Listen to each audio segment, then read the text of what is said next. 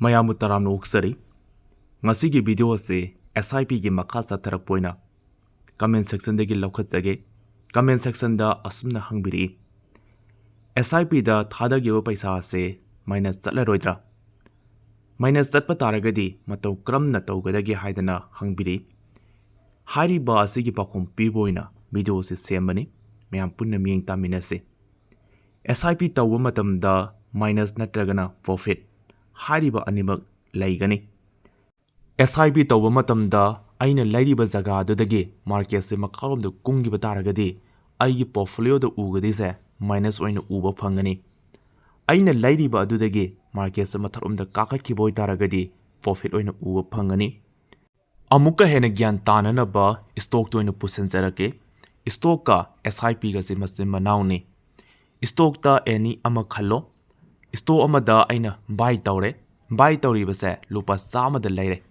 Lupa sama da laira matungda markets na makarom da kumda gibna maram moiraga 95-90 wo kumu taragati aigi ngasagi aina laigiba do minus chatloidra chatkani ko aina lairiba share adugi matungina minus chatkani karigumba 100 ki mathak 110 120 130 matharom da kakhalok poi taragadi aise kari laitiba profit hairiba siga sapmanai SIP da thagudingi hapsaliba paisa se fund manager singasina moigi company se chawkhatnanaba karamba sector da paisa se thadaragadi moigi company se chawkhatkadage karamba da invest tawragadi hena profit laigani haibase fund manager singasina nainaraba matungda moina growth lainikai akhoisu growth laiyadini moina paisa tongkai akhoisu paisa tongadini karigumba moina mangtharapa taragadi ngasai khoina profit urambadu minus rom da lakadini comment gi aroibada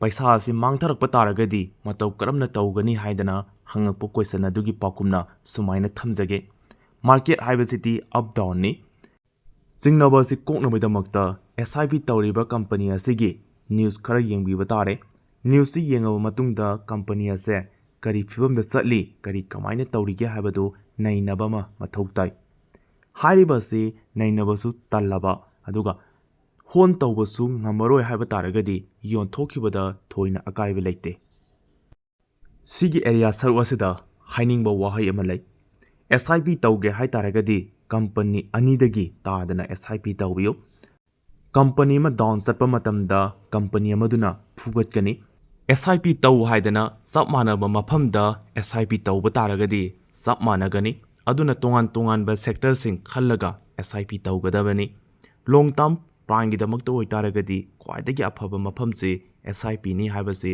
thamjage